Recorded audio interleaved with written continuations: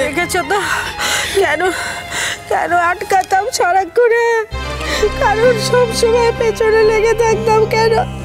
তোমরা বলতে পারো কিটকিট করি, সারাক্ষণ টিক টিক টিক টিক করি, কেন কেন করতাম? দেখলে তো এত আটকে কি লাভ হলো? আমার তো বজ্র আটুনি ফসকা গেড়ে হয়ে গেল, আমার তো কোনো লাভ হলো না।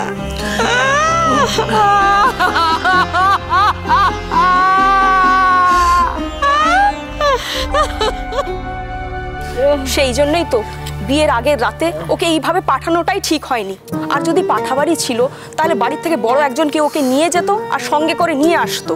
এসব আবার কি ব্যাচেলার্স পার্টি অমুক তমুক। কালকে বিয়ে হয়ে যেত, তারপর ঠিকভাবে সংসার করতো। ব্যাচেলার্স পার্টি কোনো মানে হয় একসাথে ওরকম? চুপ করো চুপ করো চুপ করো, অনেক বাধা দেওয়ার চেষ্টা করেছে, কেউ শোনেনি কথা, কেউ শোনেনি। সবাই বলেছে আমি কনজারভেটিভ মা, আমি নাকি পুরোনো কালের। আজকে কি হলো বলো? সব থেকে বড় সর্বনাশ দাও আমার হলো, আমার মেয়েটা চলে গেল। এখন তো মনে হচ্ছে রূপ যে বলেছিল তো তাকে একেবারে সকালবেলায় ফেরত দিয়ে যাবে, সারা রাত বন্ধু বান্ধব একসঙ্গে কাটাবে। সেটাতে রাজি হলে ভালো হতো বোধহয়। তাই কখনো হয় বলো? আমাদের বাড়ির মেয়ে বিয়ের আগের দিন সারা রাত বাইরে থাকবে, এ তো আমরা কখনো স্বপ্নেও ভাবতে পারি না।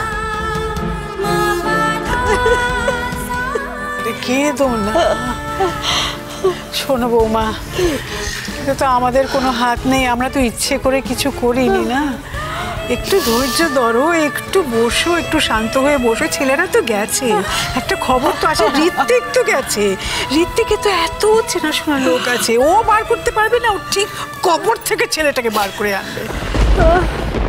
আমরা যতই সান্ত্বনা দিই, ও তো মা, ও তো বুঝতে পারছে যে মেয়েটার ক্ষতি হয়ে গেছে। এরম করে বলো না, তোমাদের কাছে হাত জোর করছি, এরম করে বলো না। আমার মনের মধ্যে কি হচ্ছে তোমরা তো বুঝতে পারছো না। আমার যে কি হচ্ছে আমার মেয়েটার জন্য।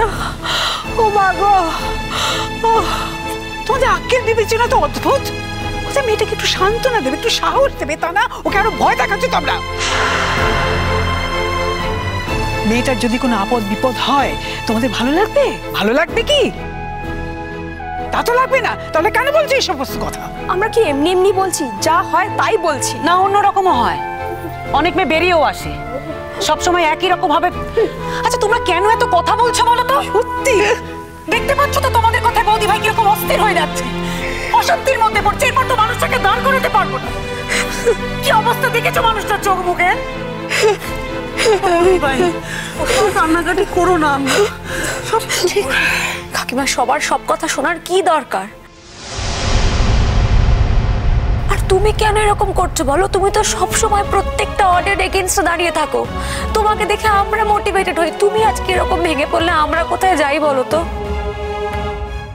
আমাকে তো শুইয়ে দিয়ে চলে গেল, আমার যা ক্ষতি হওয়ার তো হয়েই গেছে। এই মাঝরাতে আমার মেয়েটাকে কোথায় তুলে নিয়ে চলে গেল।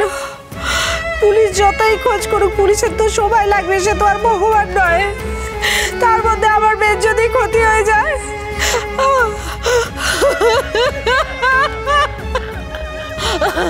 আমি শুধু এটা ভাবছি আমার মেয়েটাকে যেন ঠাকুর বাঁচিয়ে রাখে।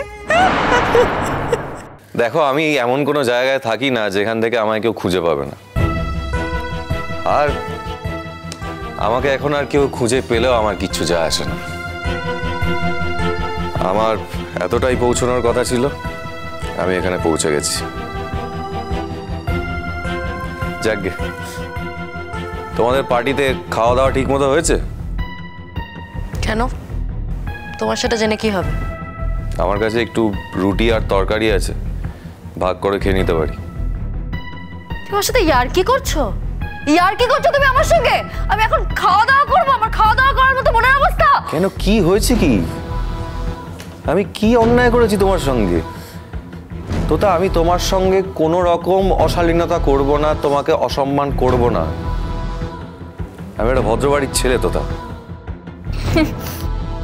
হ্যাঁ আমি বুঝতেই পারছি তুমি কতটা ভদ্র বাড়ির ছেলে, তোমার বাবা মা তোমাকে কি শিক্ষা দিয়েছে? খবরদার তোতা, তুমি হয়তো ভাবছো তোমার বাবা মায়ের শিক্ষা খুব ভালো, কিন্তু সেই বাবা একটা অন্য ছেলের জীবন নষ্ট করার আগে এক বিন্দু ভাবেন সে দেবে নাকি শিক্ষা।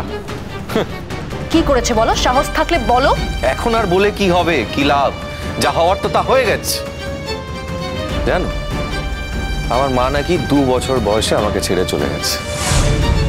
তারপর আমার বাবা আরেকজন মহিলাকে বিয়ে করে ঘরে তোলে। সেই মা আমাকে কোনোদিন পাত্তা দেবে? কেন দেবে? আমার মতো একটা অপদার্থ ছেলেকে কেনই বা পাত্তা দেবে বল? আমার নিজের মাই আমাকে ছেড়ে চলে গেছে, যার সন্তান সেই তাকে ছেড়ে চলে গেছে। সৎ মা তাকে কেন পাত্তা দেবে, কেন তার খেয়াল রাখবে? হ্যাঁ, কাজে অনেক ছোটবেলায় বুঝে গেছিলাম যে গভীর অপমান আর অসম্মান নিয়ে আমি বেঁচে আছি। তাই ঠিক করেছিলাম যে পড়াশোনা করে বাঁচব। ক্লাস 11-12-এ রেজাল্ট দেখে পাড়ার লোকের তাক লেগে গেছিল, আমাকে কোথায় বসাবে বুঝতে পারছিল না। তারপর বড় কলেজে ভর্তি হলাম, দুচক পড়া স্বপ্ন। একদিন এই পরিবার ছেড়ে একটা অন্য জগতে গিয়ে বাস করব, অনেক বড় একটা জগতে নিজের পায়ে দাঁড়াবো। কিন্তু সেই দিন তোমার বাবা আমার সব স্বপ্নে আগুন লাগিয়ে দিয়েছিল। আচ্ছা কাকিমা, ওকে কেন কেউ মারবে বলো তো? তার কারোর তো কোনোদিন কোনো ক্ষতি করেনি। কার পাকা ধানে ও মই দিয়েছে যে ওকে কেউ মেরে ফেলতে চাইবে? তুমিই বলো। তাহলে এত বড় ক্ষতি করলো কেন? শত্রুতা ওর বাবার সঙ্গে, ওর বাবার সঙ্গে বুঝে দিত, তার সাথে বোঝাপড়া করত। মেয়ে তো নিষ্পাপ, মেয়ে তো কোনো দোষ করেনি, তাহলে তাকে এত বড় শাস্তি দিতে গেল কেন? যে এর বিন্দু বিসর্গও জানে না। আমাদের ভুল বৌদি ভাই, ভুলটা আমাদেরই। আমাদের অনেক আগে সতর্ক হওয়া উচিত ছিল। থানা পুলিশ করব বলেও আমরা করিনি। বারবার এটাই বলেছি যে ছেলেটা যখন এখন কিছু করছে না তখন ছেড়ে দাও, ভালো মানুষই দেখিয়েছি। কিন্তু বুঝতে পারিনি বৌদি ভাই, ওই ছেলে ভালো মানুষই কোনোদিনও ডিজার্ভ করতে পারে না। এখন বুঝছি, ভালো মানুষের ফল বুঝছি। এতক্ষণ হয়ে গেল, তোমার দাদাদার তো এখনো আসছে না, একটা খবরও দিচ্ছে না। কি করে বলো তো? সময় লাগবে, ওখানে একটু টাইম তো দিতেই হবে। বলো, চলে আসবে, এমন তো হতেই পারে। পুলিশের সঙ্গে হয়তো খোঁজ খবর নিতে যেতে হতে পারে কোথাও। একটা ফোন করো না অনুশ্রী, দাদাকে একটা ফোন করো না। তুমি একটু শান্ত হও। কি হবে কি হবে, এই তো সবে গেল ওরা। কোনো খবর থাকলে তো দেবে বৌমা, বারবার উত্তক্ত করে তো লাভ নেই না। আমার তো আর মন মানতে চাইছে না মা, আমার মন অস্থির হয়ে যাচ্ছে। এর থেকে আমার মরে যাওয়া অনেক ভালো ছিল। হবেই তো, মেয়ে সন্তান বলে কথা। দেখো, এত আয়োজন, এত যোগাযন্ত্র, ভোরবেলা উঠেই দধি মঙ্গল জল সইতে যাওয়া, কোথায় কখন কি হবে, কি অবস্থা। কোজাগরির কপালেই এই দুর্ভোগ, এটা কখনো ভাবা যায়? কি হলো? আমার এভাবে সম্ভব না মা, বুঝতে থাকা। আমি আর পাচ্ছি না বৌদি ভাই, আমার পক্ষে সম্ভব না। কিছু একটা ব্যবস্থা করতেই হবে। ওরাও একটা কোনো খবর দিচ্ছে না, কি যে হবে আমি আর পেরে উঠছি না। শোনো শোনো, এরকম অস্থির হয়ে যেও না। দেখছো কি অবস্থা করেছো, এরকম করো না। কিচ্ছু হবে না, শুধু ঠাকুরকে বলো, ঠাকুর আমার মেয়ে কোনোদিন কোনো অন্যায় করেনি, তুমি ওর কোনো ক্ষতি করো না।